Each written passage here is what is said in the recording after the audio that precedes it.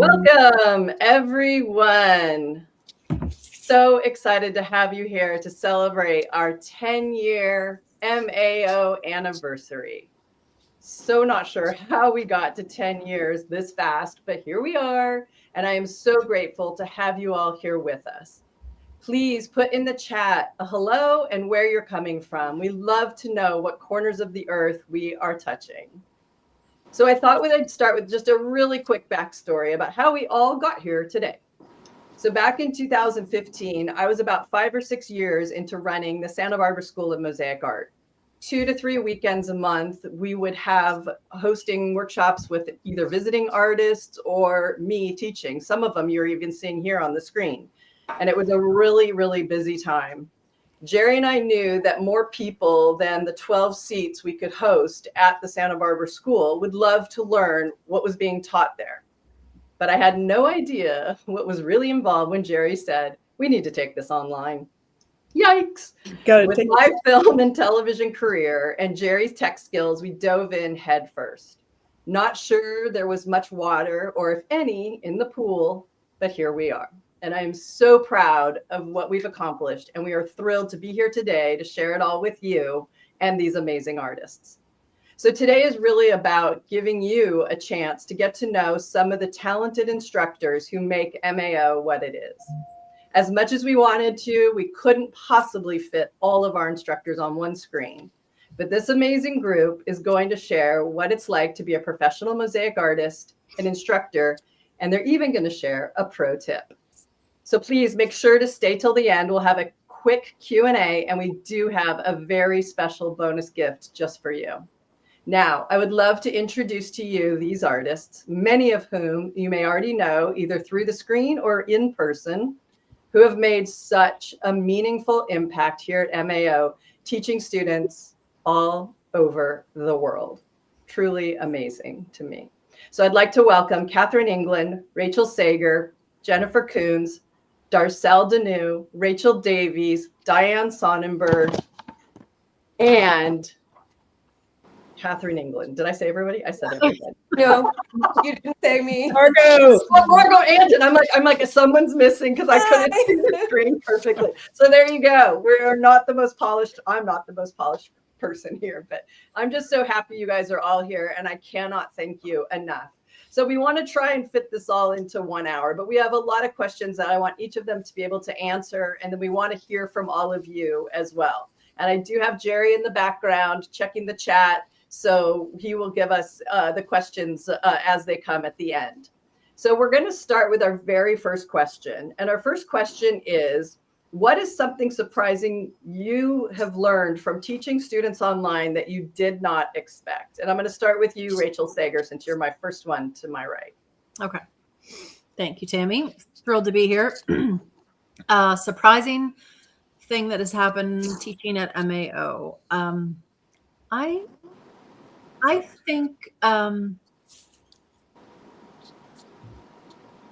you put everything out there. You know, we come and we film at your place and then we leave, right? And we're kind of disconnected from the actual moment. We have no control over when a student decides to watch the video and learn. And so that's a real disconnect, except sometimes we get questions through the email, and that's a connection. But I have the great luxury of owning a bricks and mortar studio. And so people come in pretty regularly to come for ruins tours and, just to shop the studio. And when someone comes in real life and they directly tell me, I took the intuitive on Demento, and that was my first, literally my first mosaic workshop I ever took. And so that's the direct feedback. And it always surprises me. It always takes me by like, oh my gosh. I mean, I feel like it kind of feels surreal when someone walks through the door and physically says that they experience the online thing that I have been disconnected from. Does that make sense? That's why it's always a surprise. And so real life is coming into the door through the virtual. I don't know. It's like a little miracle every time that happens, and it never gets old. So I think I can imagine that it never gets old. And Jen Coons, what would you say? It's kind of similar, and nobody's coming all the way out to where I am. But when I'm traveling around, I get recognized. I have people approach me. I've been approached in airports and elevators, within certain contexts, but sometimes not, sometimes completely out of context. Somebody runs up to me and says, "Hey, I took your class." And that it is kind of a thrill to know, like, to have that connection. And I've also had other friends who teach say, someone came to my class, had already taken your class on Mosaic Arts Online, and they were way ahead of the game because of it. Like, they're my best student because they took my class and Joanne Dashiell's class and, someone else's class. And so they already had these foundations they were bringing to that workshop. So that's nice to hear too. Amazing. Rachel Davies, all the way from Scotland, everyone. Yay.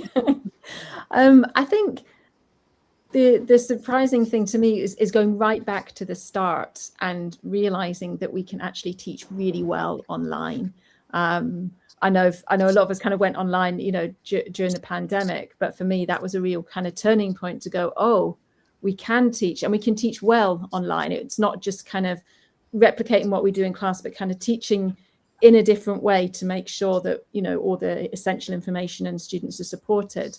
But I think that was the biggest kind of surprise thing for me. I mean, along with the things that Jennifer and Rachel have said, that they kind of strike a chord as well. But that ability and that realization that, there's all these amazing classes and in lots of different topics and areas that you can teach online, and, as I say, and teach well, and students can go and watch the class, make something just as good as they would do in a class. Obviously, we'll maybe talk a bit later about the differences between online and in person, but yeah, that for me, that switch of going, oh yeah, I can do this. Nice surprise. Yeah. And Darcel, for you? Well, along the same lines, I mean, walking into SAMA and having a Society of American Mosaic conference and having someone from another country come and hug me because they felt they made this connection and they sort of know me. It was really, that was really wonderful. But I also think I love the feedback. I love when I get feedback from students, even if it's in the form of a question, and I have an opportunity to kind of clarify if there's something they don't understand. But, and I absolutely love when students share images of their completed work, because when I can see the influence my class had on their work, I feel like I succeeded, and I was trying to do my best, and it feels like a validation on that. And I really love that. So, and the work's always so impressive. So I love it. That's awesome. I love hearing that. And Diane? Yeah, I was one of the first round of instructors that you invited to come teach. And it was a completely new format for me. And I just didn't recognize the potential and sort of wondered if anybody would even want to take my class. And, I am no longer surprised by how well it's worked out. Yes, there are a couple of you sitting here, and we were laughing at rehearsal, that wore white aprons in their first online courses because we thought that was the way to go, but then we switched to black. So if you're in the OG, you had a white apron on, but now it's all black. So Catherine? Everybody said great things, and just to add to those, it's when I go to TAMAs, I have to be pretty organized, and if any of you know me, I'm more of a shoot from the hip. And so here in my studio, if I realize halfway through the class I forgot to say something, I think somebody else pointed that out, I can always fill it in. So having to have a concise class ready with everything, all the information I know they're going to need to be able to present that, I think it's been really good for me, made me a better teacher here on site with my own people. I'm also just, I can't remember who else said that, but when I get to see the results of when you guys send pictures back to Tammy and she shares them, that just makes my day, because it is a bit of a disconnect. We're putting it out there. I don't know who has it. And so it makes it so real for me when I get to see your finished product. And I'm just amazed that you get the results you do, at least as good as what shows up in my own classroom. So that's what's really impressed me, is the quality of work that comes out of these. Yes, I agree. And Margot? Well, my unexpected thing is very similar to Diane's. I was also one of the first people you invited to come do a workshop. And at first I was just like, oh, is this actually am I gonna be kind of competing with myself here if I have this online offering? And I would have never, ever believed how wildly popular online learning has become, just in general, not just, the fabulousness that is MAO, but just how wildly popular online learning has become and what a major component of my teaching practice it has become. It is. It's really, who would have known any of this? At least I can say that for Jerry and I. Like I said, we literally dove into an empty pool and the water filled up later. And here we are swimming along and so happy to be. So you guys, that I hope everyone that's listening can really feel what it's like for these artists to come to our studio. We mostly require you come to our studio because we want the quality of our courses to be consistent, to have the continuity, and to have the high level of production that Jerry and I are capable of doing. We will be and have had Rachel Davies shot a beautiful course in her studio between fits of rain and lighting and other issues. But it's rare that someone can shoot their courses. So I thank you guys for coming all the way out here and working on that connection. And that kind of leads into the next question, which is one thing that always amazes me is how personal and intimate each of your courses feel, which is huge, even though it's through a screen. How have each of you found ways to create intimacy and connect with your students so it feels like there's no barrier, as if the screen disappears? And I know how I feel when I shoot my own courses doing that, and I sound, like a crazy person just going, you guys, right? Because you feel like you want to talk to them and connect. But I'll start with Diane. Diane, how does that work for you? Well, I had wondered about that at first and found that once I began sharing my course, like I would do if you were here in the room, I could actually imagine everyone there with me. Teaching is something that I'm so passionate about. And for me, that passion was the key to just imagine my audience and connect in that way. So it was much easier than I thought it would be. Yeah. And Rachel Davies? Yeah, I think just as Diane said, sort of imagining people there when you're doing the filming.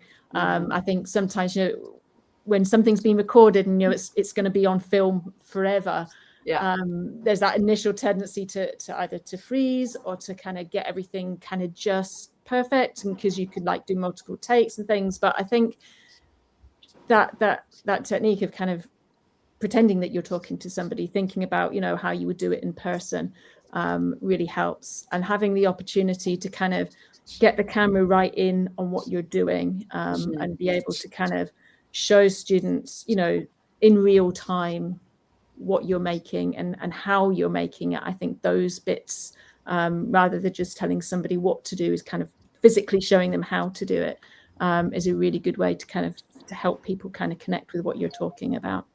That's very true. Catherine? During Zoom, I taught a few dozen online Zoom classes. And during COVID. What did I say? During Zoom. You said during Zoom. This is why we have retakes when we film. Not today. And some of the people that signed up for my class were in little teeny towns in the Midwest. There was a person in upper state New York, and there was a lot of conversation about the isolation that they were going through and how much these weekly classes meant to them. So when I'm in Tammy's studio, I really do imagine people, I see them online on Facebook pages talking about how, trying to find other Mosaic artists or trying to find any kind of community.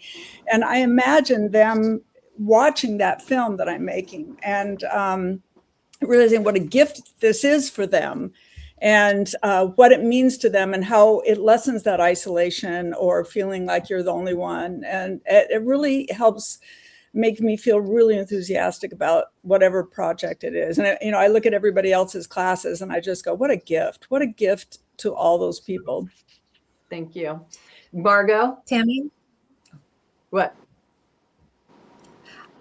I just wanted to say also, Tammy, that it's a credit to you, like, because I felt very uncomfortable when I first started, and you made me feel more comfortable. And like sometimes you're making silly faces on the other side of the camera or gesturing, and so I just wanted to mention that you do that for me. You help me Thank get more you. comfortable. You guys make it easy, but having had the background I had with camera and everything, I just knew that this is where I was supposed to be able to work with people and do that sort of thing. So you could walk in and feel confident and comfortable. And yeah, Jen, you've come a long way, like amazing. Like, and there's nothing greater than having a veteran artist come in and film a course, because a lot of that first nerves are gone and now we can just get to work. But when someone does come for the first time, I know, and we're going to work through it. And it's important. And just so for people that don't know, that are our audience and our students, we film everything shooting down first, so it gives the artist time to warm up and become more comfortable with this very odd experience of no humans are around to teach to or engage with. And then the last thing we shoot is their intro. And by then they have gotten more comfortable, and there is a teleprompter. So sometimes you can tell they're reading because they're not actors, they're artists, and they're putting themselves out there in a way that is not normal. And they've all done a phenomenal job. So that's just my input here. But so Margot, back to you answering this question. One of the things I really strove to do when I was writing my scripts for the workshop, the online courses, was just to make sure that I built in encouragement. That is one of the things that I think can end up being a little bit clinical with an online learning experience where you don't have that direct feedback. So I wanted to make sure that I was trying to engage with the viewer from the standpoint of being encouraging and letting them know that this was something doable, this was something achievable, and which is the kind of thing I would offer in a live session as well. But when there's not a person there, you have to remember to still be providing that encouragement. That's very true. And that's what we do talk about a lot as we are prepping to produce all courses, is that there is a very different way of how we have to tease out the information online versus in person, because they don't have you guys there to engage with and ask an immediate question and get that immediate answer. But as many people know who have taken our online courses, is going back and being able to review over and over and over again, and watching the master work. That is something you don't get to see in an in-person workshop. Usually they'll show you the step, they'll demo it, and then they'll expect you to do it. And then they'll walk around and you'll learn from that, which is obviously how we all started teaching. And we all still teach like that. But the beauty of online truly is the review and being able to go back to any section and having the aha moment when it may happen on the third or the fourth time. So Rachel. I have three quick parts to this. This is a great question. I love it. The first is technical. And over the last 10 years, Tammy, almost every year that I come, you have introduced some kind of new tech. And the newer close-up camera that just comes just as close as you possibly can, especially for the micro and the tweezers, that creates an intimacy right there that I don't have anything to do with, but I get to benefit from. The shorthand, that what Jennifer was saying about how what a dream you are to work with. I mean, I will absolutely second that. I think probably everybody here feels that way. Don't make me cry. I know we have a shorthand. We've developed it over years. It didn't just start out that way, but I pitch you an idea because I'm all up here in my head and I'm so excited and I can't wait to just pitch to you. And you start very gently poking holes in it. And I don't mean poking holes in it necessarily, but you immediately identify how that will translate, onto the camera and how it will translate into a course. And then you slowly just ask me questions and you help kind of lead me into ways to make it successful. And over the years, I call it a shorthand because it's a wonderful thing. And there was a third one. What was it? Intimacy through the screen. Oh, talking to one person. So I I do a lot of just kind of rambling as my hands are moving, and sometimes, I'm a writer too, and sometimes if you picture one person that you're writing to, that can just kind of free you to be exactly who you want to be as you're expressing yourself. And I've done this. I don't think I've ever mentioned this to you, but if you just picture one student that you know really well, who might very well be taking this course, and just talk to them, even though you don't tell them you're talking to them, that's a good trick for being authentic and having a real conversation. Yes, yes, yes, yes. Jen, did you want to elaborate more, or did you feel like that sort of said your piece? I just felt the urge to jump in and make sure that I mentioned that before I forgot about it. That for me, it's been such a benefit that sometimes you'll give me a little nudge to, just to remind me of something that I forgot to do, and that just helps me feel like I'm in a comfortable space. I feel safe, and it's led to me being more comfortable in my own social media posts, my own studio, when I share things with my students here too. I've learned so much from being part of Mosaic Arts Online that then translates over into other things, and so I've grown a lot from it. Awesome. All right, so move on to number 3, because I think this is sort of where we're at. Because if you guys can talk about your feeling or perspective, and this doesn't have to be like long answers, but what is the difference you feel between teaching online and in person? Because you all do both of them. And I mean, Jen and Rachel just came from and Diane, the CMA conference, and Jen held the marathon thing, and Rachel, you taught, right? And then Diane, you just spoke, not just, but you spoke Right. there. So you guys are well known because of our platform and because of all the work that you do. So what is that difference between you feel, or your perspective on online versus in-person teaching? And I'll start with Rachel Davies. And obviously they're both teaching, but I think they're both teaching not necessarily different things, but they're different ways of learning. We were talking just then about kind of the feedback that you can get from students. So when you're teaching in person, if you're trying to explain something, you can see, who's taking that in, who's not getting it, who needs the extra support. When you're going round, if someone's making something and you think, oh, hold on a minute, let's just take a pause. What are you trying to achieve here? Maybe if we turn this round or we added this bit in, you can experiment and play a lot more with individual students when you're teaching in person, versus online, where people are just kind of watching, but they get the opportunity to watch and watch again and do their own thing. And I've had a number of conversations. A number of the students that I've taught in person have taken like online classes with me as well. And that they are two very different things, but I think the main thing is that kind of the ability to interact with the students, to kind of judge where they're at, and to really tailor the teaching to where they're at in that class.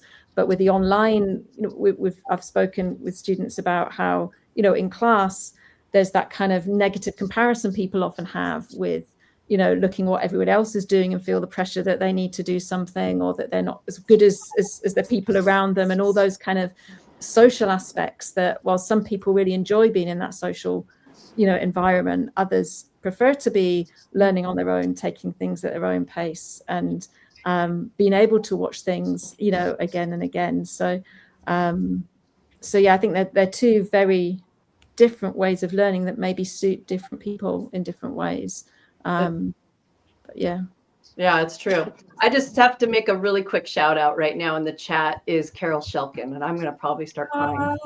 Carol Shelkin, this was one thing that I had hoped you would do. It was not daring to ask, but they have turned on this live at Luna Mosaic while she's teaching, and she's sharing it. And she was asked to actually be in this panel, but I knew she was teaching live and couldn't make it. So thank you, Carol, and everyone at Luna, and Sherry and Joan Schwartz. I think you're there too. So thank you guys for being a part of this way, because truly that pretty much just answered the question. But I'm going to move on because we got to keep going. So Darcel, can you answer that question? Yeah, I can. That is a important question to me. I feel like personally, I'm driven for my own personal career, and making a commitment to teach classes at a local art center and having to be there every Wednesday is just overwhelming. And I feel like teaching with MAO, I can fly out there for a few days, film the class, and the class is out there, and I can continue the rest of the year developing my skills, and I have more to bring back too. And all the instructors are accomplished artists, and they have an opportunity to, develop their skills throughout the year. So I think that, to me personally, I like the small commitment that it takes to do this and to make such an impact on hundreds of people taking these courses. And I think it's a wonderful format, and there's such a variety of skills people can learn. Thank you. Margot? When I teach live, one of the things I really work on is having a lot of repetition of concepts. A lot of, I do the old tell you what I'm going to tell you. I tell you what I've told you, and then I demonstrate what I've told you, and so forth and so on. And in online learning, you have to reinforce the concepts in order for the students to really get the most value out of their time with you. Whereas with the online learning, they have control over that. They can rewind. They can watch something over and over until it really hits home. And they're not trying to then go away and be working on something on their own and trying to remember what you told them in class, but they can't quite, what was it she said about that? Well, with the online learning, they have the advantage of being able to go back to the section where they heard that information from, rewatch it, visit it over and over again at their own pace. Yeah. They can digest the information as quickly or as slowly as they wish. That's exactly right. And that's such a beautiful thing. Catherine? I think everybody pretty much covered it. It's been good for me to give up the control that I obsess about when I have live studio and, making sure. And I found letting go of that and just trusting that they're going to find the nugget and get it. And then seeing the results has been really a gift. They don't need me that much after all. So You can retire. Oh, Diane, what's your answer?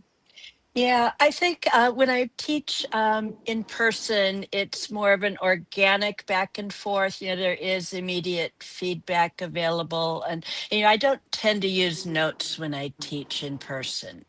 But teaching online gave me the opportunity to really organize myself and look at what exactly I want to convey with the information, and having an opportunity to anticipate what people need. And that's been super helpful, I think.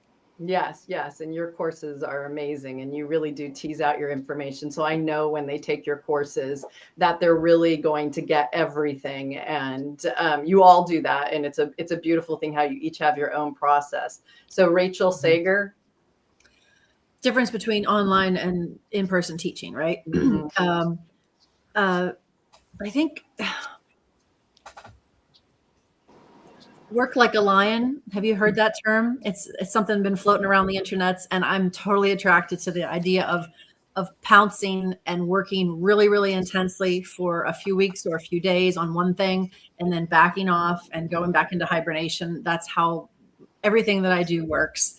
And MAO has just seamlessly, that is how it operates. I come, I do it. But then at the same time, Tammy, there's this little wrinkle to that intensity. Like when I'm with you and we're filming something, I can take a break for an hour and just quietly write and come up with a whole new idea that I wasn't sure was going to come in. And almost every one of my courses ends up with that bit of energy where I come up with it at the last minute and we do one more little scene and it changes the whole feeling of the course. And I love that. And I love that I'm able to like go retreat for a little bit out, whether it's by the chickens or something, and come up with this whole new idea. So the intensity of the lion, but also being able to slowly come up with new ideas during that time. And I love that you called it a scene, because we are making movies here, right, people? Okay, Jen Coons. Well, when I used to teach more in-person classes, and I haven't been able to do that as much lately. But when I do, it's such an undertaking. I have to pack all the supplies or teach at a center that has the supplies, and they usually want me to teach what I'm teaching within sometimes even 1 day. Like, can you do this in 1 day? And it's so challenging to try to pack all that information into this short time. And I feel like I'm just throwing so much at people that they're just mind boggled by the end of it. And I don't get to really share everything. And so it's so different from being able to go to Mosaic Arts Online, and we really go through the course in a thorough and careful way. And even adding supplemental materials, or the times when we've added like a slideshow where I can talk through a lot of the extra stuff that I might not be able to share in an in-person class. So yeah, I love the in-person experience where I get to have that back and forth. I get to really look at what someone's doing and identify where they're having challenges, and there's value to that. But it's also great that people can like everyone has said, work their way slowly through a course and get more thorough information online. Well, that's awesome. And yeah, I know that feeling very well, just in online courses I have taken. So here's the thing. This is question number 4, and I'm going to surprise all of you with this, but I'm going to ask the artist this question, but I also want it put in the chat from all of you. So in 10 more years, you ready for this, Jerry? We're going 10 more years. Where do you hope MAO and the Mosaic art medium will be? And I want you to dream big. So please, all of you, put that in the chat as each of our artists answer this question. And I'll start with you, Margot. Well, I pondered this question for a while because I had it in advance. And honestly, my biggest hope is that we find ways of getting younger people interested in Mosaic, to bring new, fresh blood to Mosaic. And I hope that in 10 years, that Mosaic has just become a tour de force in the art and craft world, just like many other of these slow arts have been becoming with that younger generation. So I think we need to find ways to engage that younger generation and hopefully see it being something that continues on even after all of us have retired.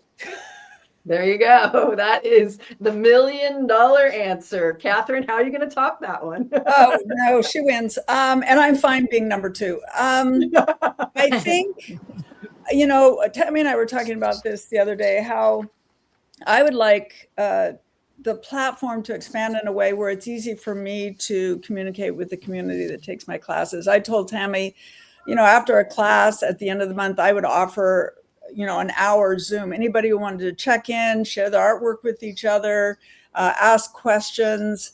So that's what I would love to see as we get more better technology and more tools to use. I would love to be more a part of the community that is taking my class in some way. I just don't know how that shows up. But and younger people, that would be lovely. Yes, we need 1,000 more Jenna Whites. Yeah. Anyway, Diane. Yeah, my answer is much the same as Margot's. 10, 20 years ago, not too many people really knew about contemporary mosaic art. And then with the internet and the resources out there, people are starting to learn about what it is. And, so we've already gained a much wider audience. And there is momentum with younger people. Some of you may have heard Jay Muzak's talk. He's from Austin, like me. And we're seeing a huge resurgence in interest with younger people here because of the programs he's offering. He's making it cool. It's a slow art, like Margot said, and people are really being drawn to that in this age of AI and instant gratification. So I see it being a huge growth opportunity.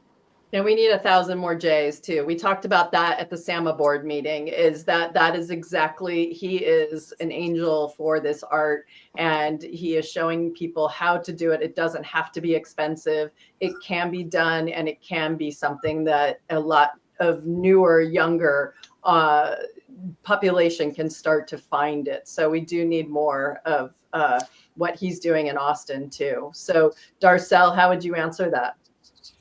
Well, I don't know if anyone else faces, but there is a bit of a stigma for mosaic arts, and I feel like the artists that you have here are bringing the skills that kind of raise the bar and change and redefine what mosaics are and what they can be.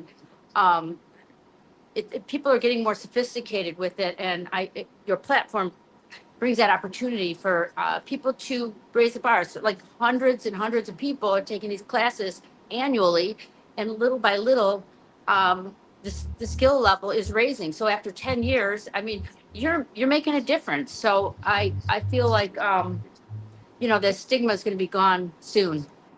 And it's not so bad. I literally had some people interested in my work telling me they were aware of a stigma and what they thought of mosaics. But I think that all of us bring something so much more sophisticated to what people traditionally think of as mosaics. And I think that your classes are a critical path for that.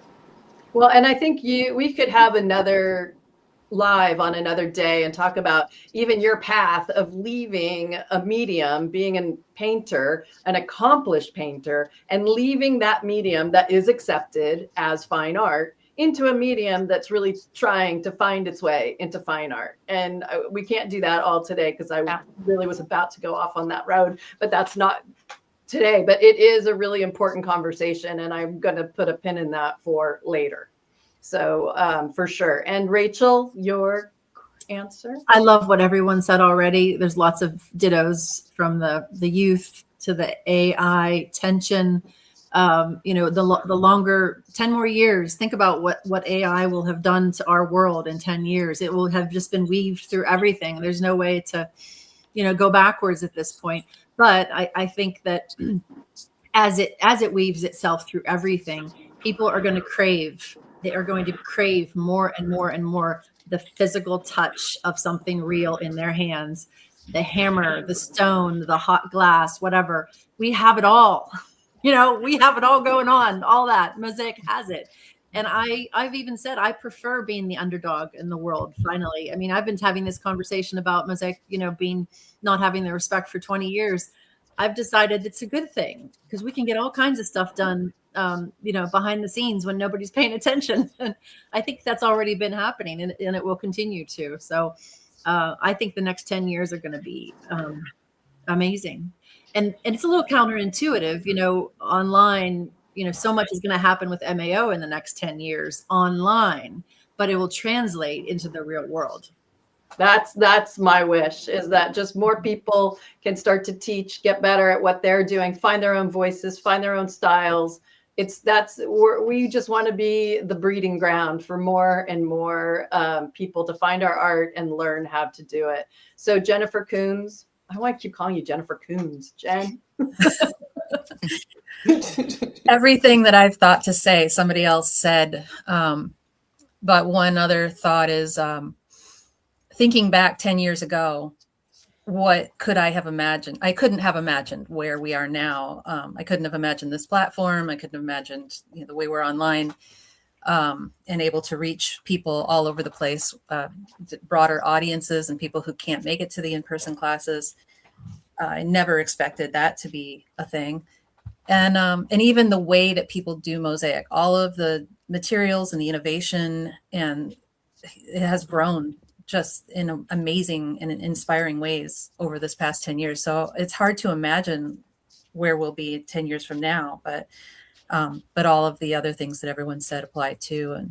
And then the only other thing that I was thinking about is in line with the whole idea of people wanting to make things by hand, have their hands in things, in opposition to our transition into this AI world and online world. It also, with community Mosaic, the potential to bring people together in person and to go offline. I love when I teach community art and I lead these projects, how nobody's on their phones. Everybody's just engaged and they're talking to each other. People who never would have spoken to each other in another context find themselves side by side sharing stories. And so that I imagine a potential for that, for more of that in the future too. I hope so. I agree. And Davies? What can I say now when I'm the last to answer this question? Sorry, someone had to be last. I've thought about, very, very similar things to what's already been said. And I guess in terms of MAO, I think like Catherine was saying, building in that opportunity perhaps to have time with, live time or something with the instructors it's just an extra way of kind of connecting. I think, as we go through that kind of AI, lots of computery things, infecting what we're doing, to have that kind of real human contact, I think, several of you saying about kind of being able to touch things, but also being able to kind of connect to people as well, and being able to connect to the instructors and the people that you're learning from would be useful, I think, as well. But yeah, just everything that everybody else said, that's kind of that's where I'm at with it too. I hope we're all here together in 10 more years, and never in a million years would we have thought that in 2016, when we launched our first course, which was how to create 4 ways of creating Weddy board, which was my first course. And Jerry was still not a full business partner yet. He was working at his job. I had a friend named Eric, who was our editor for the first 3. And who knew that it would do what it did in 10 years? So so grateful to all of you and everything you've said so far. So now's an opportunity. We're about 40 minutes in, and I would love for each of you to give a little pro tip from your courses, from how you work. And this is going to be quick. This isn't a demo, but it's just an opportunity for everyone who is a mosaic artist out there to hear from you guys, the pros, of a little tip in your, practice or what you do. And I'm going to make this easy on me. I'm going to start with Margot, because you're in my bottom right, because I'm going to forget somebody if I don't do it this way. Mine is simple, and it's one I am on a mission with because it shocks me when I teach. Rotate your wheels. Just rotate the wheels. Well, okay, so some people may not know what you're talking about. So do give a little more detail what that means. Yeah. So with wheeled nippers, particularly the brand Lepinet that a lot of us have. Come closer to your computer, your microphone. There you go. Okay, so if we tend to be savers as mosaic artists. And so if you rotate your wheels, which is, you should have an Allen key that you got with the tool when you purchased it, you undo the wheel, you mark where the wheel was with a Sharpie, you rotate it a little bit, maybe like 1/8 of a turn, and you tighten the wheels back up. They should never freely spin. They should always be stationary. But when you rotate that wheel, you get a fresh cutting edge. And I am kind of known for being the one who cuts really small and really fine. And the only way that is possible is with rotating your wheels. Frustration is very expensive. Wheels are cheap. Those wheels can be replaced too once you've gone all the way through them. I probably go through a pair of wheels a year. Wow. And because I just rotate them a lot. So rotate your wheels. Trust me, it is game changing. So for any of you that don't know, Margot's talking about the Lepinet wheels, or also Sibel wheels, and the Bredas. Montolets. Montolets, the Bredas, and the what's the blue and yellow ones called? Any of the dual wheel, any of the wheeled nippers. You should always be rotating them. If the minute you cut something and it feels dull, turn your wheels and you will have the best day of your life. So Catherine, what's your pro tip? For me, it's all about it. Dispensing my adhesive, and I have a very sexy YouTube video about white glue tip. I use Well Bond when I use white glue, but I don't like the Well Bond glue tip. No. So I pour it into these little Elmer's glue bottles because they have a smaller glue tip. So in my world, this works really well as opposed to dipping. And the other thing this isn't true for the type of mosaics that's abstract, or the type that the Rachels do and others. But when I'm applying tile mortar to the back of my glass, I always put it in a baggie, tighten it really tight, put a rubber band around it. So I'm like decorating a cake. And when people use other methods, I do, and it's messy, they have a lot of cleanup.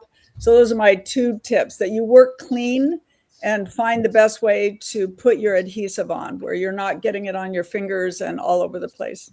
Work clean, work clean. Work clean. That needs to start being a hashtag, work clean. And Work clean with sharp pepper. Heels. Yeah. Diane, what's your pro tip? Yeah, I'm going to talk about something that I do with my own art practice, and that is to stay mindful when you work. Begin your studio time with a few deep breaths, and then try to maintain a quiet focus. So you can use that in so many different ways, from checking your work as you go. I like to take photos on my phone and then look at the thumbnail so I get a different perspective. Cleaning as you go, keeping your tesserae clean, and also your tools. Yes, work clean. And then that allows spontaneity to emerge, I think. And I find it a very joyful and satisfying way to work. I love it. And you have such a calm voice. And when you come to teach, it's always just like, oh, it's very easy. Aside from my spastic ways. So Darcel, what is your pro tip? Well, coming from a painting background, and I will say Carol Shelkin has taught me this, put the glass down like brush strokes. The glass can be like little brush strokes. So studying paintings and looking at paintings closely can help you make your mosaics look more painterly. That's something that really helps for me. I felt like I was something else I was going to say, but I just can't remember. We'll come back. Oh, I know, the camera. Go. Use your cell phone. Use your cell phone and Yes, take a lot of take in-progress photos. photos, because you can tell in a minute where the problem is. So those are my 2. Use the glass like brush strokes, and use your camera. Love it. God, these are awesome, you guys. We did not rehearse what everyone would say. This is so organic. I'm so happy. So Rachel Davies. I was going to go for kind of a more of a mindset one like Dan as well, because I think there's lots of really good practical advice, but I think having the mindset of being kind of flexible and being open to not having a fixed goal in mind, kind of having a rough idea of how you want your mosaic to look, but being open to the fact that when you start setting things down and adding different materials, things change around, and going with the flow with that, rather than trying to force everything into that kind of fixed idea, to just kind of being flexible and enjoying the process and playing around with that as you make, so that the process is just as important as kind of the finished piece. Exactly. But that mindset of being kind of flexible and open to changing things around is a good one to have. I love that. And I think your work totally expresses that. So it's amazing. Working with basically one material and then some other glass, Rachel has a phenomenal body of work. And I think that speaks a big part to that. So that's awesome. So Jen? My tip is to ask for help and collaborate with people who have the skills and information that you need. The online forums that are available are great for community and for sharing information and getting started, but nothing compares to contacting the rep for the product you have questions about. Their customer service they're always happy to talk to you. So whether I'm trying to find out if it's okay to use a certain product in a certain circumstance, I have learned that I can just call the little number on the back of the package. And also collaborating with tile setters for me, because I do large scale installations. I've learned so much from working alongside tile setters. They have vast experience with these products and techniques that I've just learned so much from. They come up with things that I never would have thought to do. So just never be afraid to reach out to somebody who does have the information you need to get it from the source. And that goes for Weddy, Laticrete, Mappe. They are all excellent. And they actually love hearing. They think it's so weird that the Mosaic community is as strong as it is. And when they hear from us, they get so excited.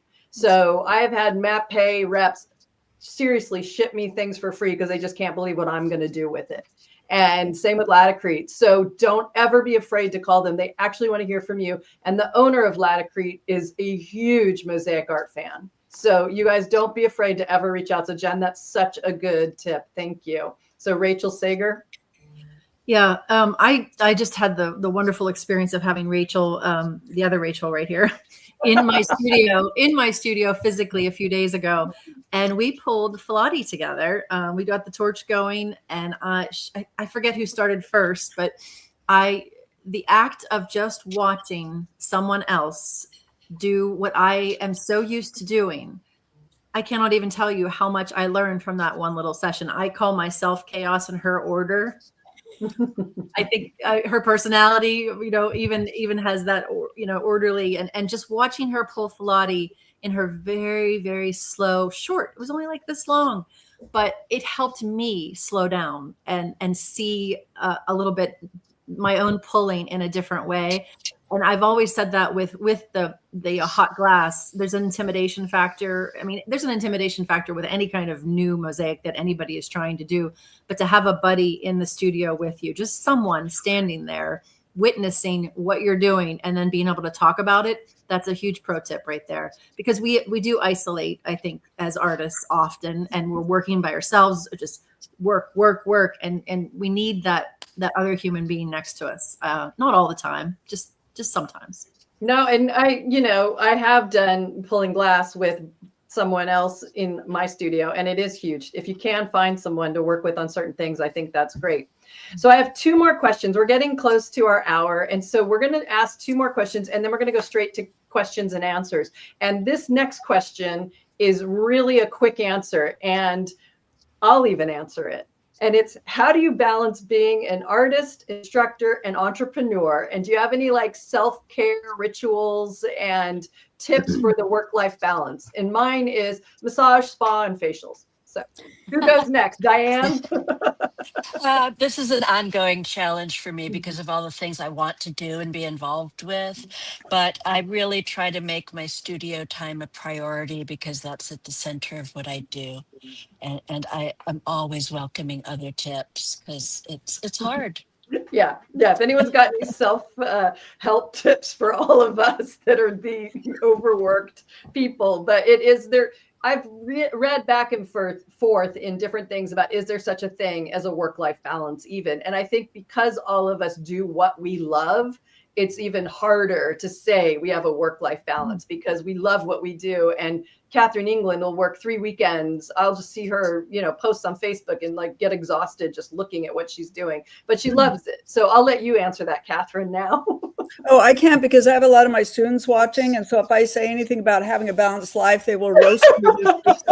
I'm a mess. So I have no advice, but I do love what I do. So Yes, you do. Yes, you do. Okay, Margot. I highly recommend a 6-kilometer morning walk in Greece while drinking a coffee that was brought to you by a cute Greek man. That's awesome. Everybody, take Okay. advice. Starting the day off right. There you go. That's awesome. Rachel Davies. I would say planning is the kind of, I mean, not that I have it sorted. And I think, like you were saying, that particularly as people who maybe run our own businesses and we're teach and make our own art, you have so many ideas that there's never enough time to kind of do all of them. So it's kind of prioritizing what I often have to sit myself down and go, right, for the next 3 months, what do I want to achieve?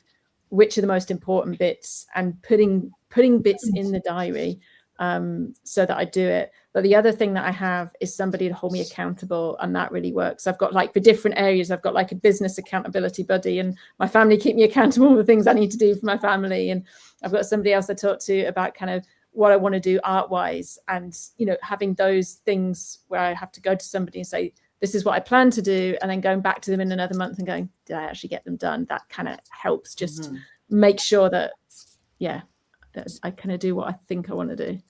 There you go. It often You've changes, done but, you know. something right. That's awesome. Something gets done, whether it's the Something gets intentional done, a thing. book, a show, it's a thing or two. Darcel, what's your answer? Well, I'm much like Catherine. I don't want to get called out here, but I do try really hard to have self-discipline to get to the studio.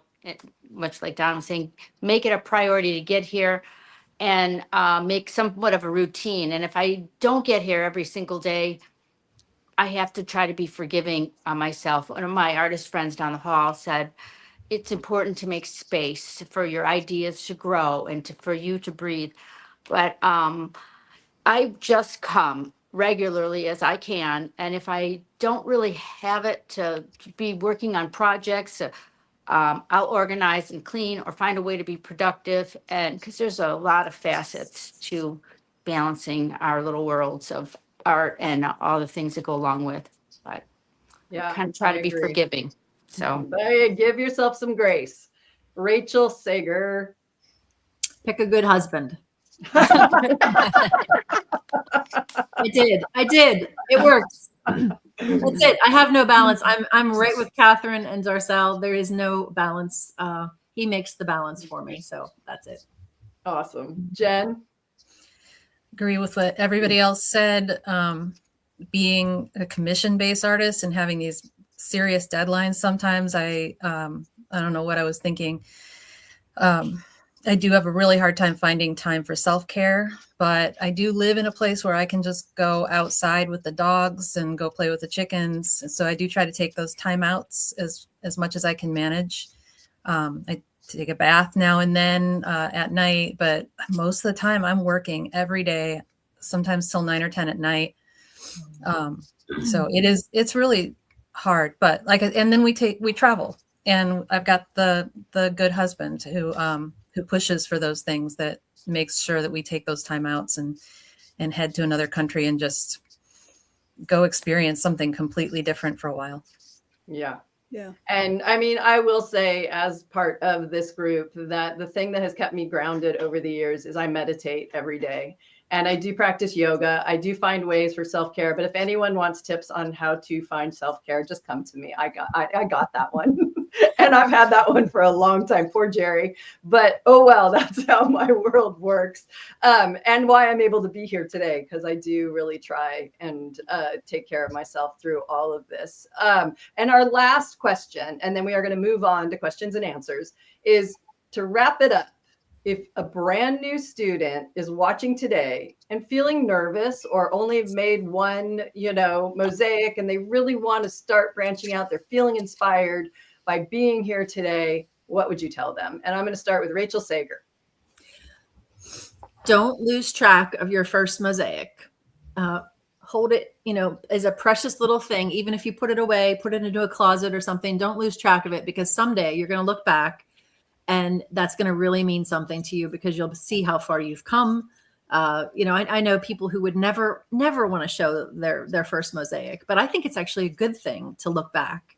I found mine. I'll be quick. I found mine recently in the back of a closet at my aunt's house. Someone had just pushed it back, and it was my very first one. I was probably 25 years old, and it was a little clock that I had put broken plates with birds on it. And I still like it. It's very naive, and it was a beginner piece, but I think we should look at those as like our younger selves and cherish them. That's how I feel. I agree. Mine sits right to my right here and is what we use to put our scissors in, and it's a flower pot. So I totally agree. Jen? If you haven't figured out what direction you're going yet, like which medium you like best, which material and which technique, just try a bunch of things. Just take different classes or follow online instructions, whatever you can manage. And then when you do figure out what you enjoy doing the most, lean into that. Just follow that and keep doing it over and over again. And as you do, you're gonna find your thing, your particular niche, and your style will come through. And it may take time, but just lean in. That's awesome. Rachel Davies? I was going to say something very similar, actually, that, just kind of that mosaic is so broad. There's so many different materials and techniques and styles to kind of try a bit of everything, see what kind of resonates for you and what you like, and kind of go for that. And I know that you will make bad art, you will make mistakes that look rubbish, that, you know, it's all part of the learning experience, and not to be disheartened when things don't turn out exactly how you hope they might. Kind of look at it, learn from it, and move on, because we all have things that we make that we're not so keen on. But yeah, just go for it and have fun doing it, I think. Darcel. The sound was bad, but it's kind of like, you know, climbing a ladder. You just take one step and you'll know what to do next. You just kind of, the materials will speak to you. Just put the materials in front of you and get going, and it'll speak to you, and you'll find your way. You'll find your way. I agree. Diane? I think mosaic is such a fun and satisfying medium. For me, the practice of actually making the mosaic is the fun part, and the fact that you get something to show for it is a bonus. And you know, there are so many helpful resources out there. Just dive in, try it all, see what you're connecting with. I agree. Catherine? I started doing mosaics before the internet. I didn't know anybody else who did mosaics. I had no idea what to do. And it took me 10 years to figure out some things that I could have learned in one class had that been available to me.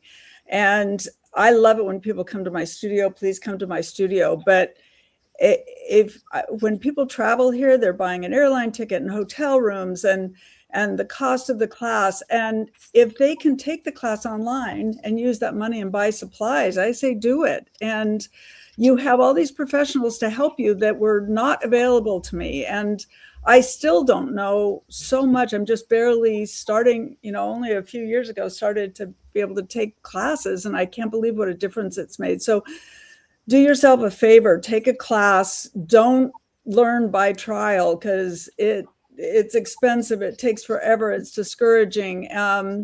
So yeah, jump in. And I find mosaics, I do a lot of study of the brain for my journaling class, and the repetitive problem solving that's involved in mosaics really satisfied. It's a very meditative, peaceful part of your brain that has to be used, and you'll find it addicting and satisfying, and your own form of self-care. There you go. And Margot, last one.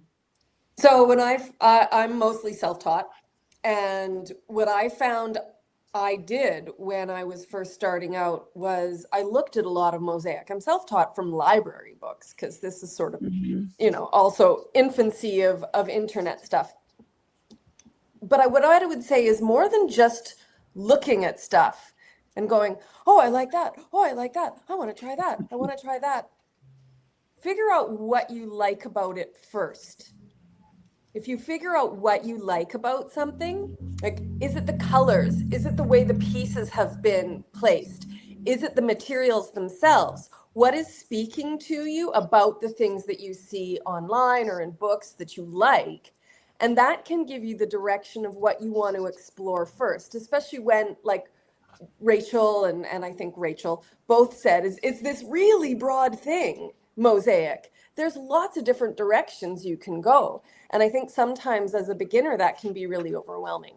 So figure out what's appealing to you, and then move forward from that point. Yeah, I totally agree.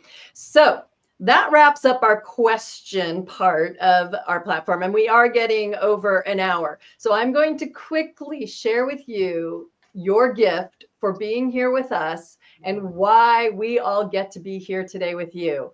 We wouldn't want to do it without you. I can't thank these artists enough. And the way we wanted to do it is an extra special bonus offer of 20% off all of our courses only for 3 days. We're calling this a flash sale. We did have our Black Friday not that long ago, but if you can see my little analog version, and Jerry will put it in the chat as well, you have till Tuesday at midnight to get 20% off all of our courses. That means you can build your little library even bigger, and you can get more courses now for 20% off. And this offer is only good through Tuesday. So that wraps up that part. Does anyone have any questions? We would love to answer questions. You can make them directed to any of the artists. You can make them directed to me. You can just have it be broad. But in the meantime, I know we're going over an hour, but I just want to thank each and every one of you, Rachel, Jen, Rachel, Darce, Diane, Catherine, and Margot, for being here. The chat has been incredible to kind of keep an eye on. You guys can watch it later, check it out later. But if anybody has any questions, drop them in the chat now. Otherwise, in another minute or so, we're going to sign off and say goodbye. And thank you guys all so much for being here. Does anyone here on the panel have anything else you guys want to add?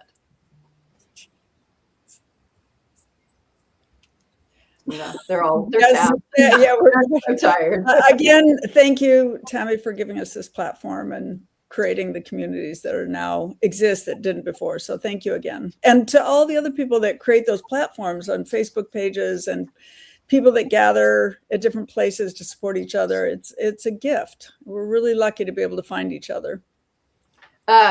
Thank you. And I am going to add one thing. There's quite a few of you still on. And one of the things what Catherine did bring up is this connection with the instructor on a deeper level. And there's something that I have sponsored and offered at SAMA for 2 different conferences now that we're looking into doing, and it's called office hours. And it would be an opportunity for you to have a one-on-one with your instructor. And we're working on what instructors are going to do it. We're going to work on how this is going to be presented. And hopefully by May or June, we will be able to offer this to the students that want to connect deeper with their teachers on a Zoom and be able to show their work and discuss how they can be critiqued and take it farther. And so if that's something that interests you, you can shoot me an email. You can put it here in the chat. But that is probably a benefit that is going to come to Mosaic Arts Online very soon. So wait, we have one question. Newbie here. How deep should a pendant blank be for a micro mosaic piece? Can you use E6000 glue for jewelry, micro mosaic jewelry? So I don't know, Margot, if you want to dip into this, but I'm going to say one thing really, really fast. We do have a micro mosaic course that is going to be out sometime next month. Her name is Jennifer Eisen. She's out of Canada. She actually shot her course on her own, which, like I said, is rare, but we will be having a micro mosaic online course taught by the Roman classical style by next month. So we can wait to answer that, or Margot, you can shoot a little info into that one. I would avoid E6000. I'm going to start right there. It is a glue that's not meant to be used for long spans of time, and only in an incredibly well ventilated and preferably with some PPE, personal protection equipment. It is not something I would use with any kind of longevity. From what I understand, most of the people doing mosaic are using something called epoxy sculpt. The company also makes epoxy clay. I have heard various things about that as well. That's what I would use. As for depth, you don't really want to go less than 3 millimeters, which if you're in the US, that's probably about 1/8 of an inch. And that would be, now if you were doing micro with Filati, you'd probably want to go deeper than that. Something 4 or 5 mil is probably making your life easier if you're using Filati exclusively for your micro mosaic. Okay. Awesome. All right. Well, we don't really have any more questions in the chat, so I think we're going to let everybody go. But I just want to say the hugest thank you to all of you being here today, to the artists being here today, and to the guy behind the camera that you never really get to see. But if this truly weren't for Jerry, we wouldn't be here today, because I know how to film a course, but once it goes to the editor and the tech stuff happens, it's all him. So I can't thank you all so much for being here. So I want to say thank you Please use the coupon code if you do want to get yourself a course. It won't be that discounted again till next year. All right, you guys. Thank you so much. Bye-bye. Bye. Thanks, everybody. Thank you. Thank you. Thank you.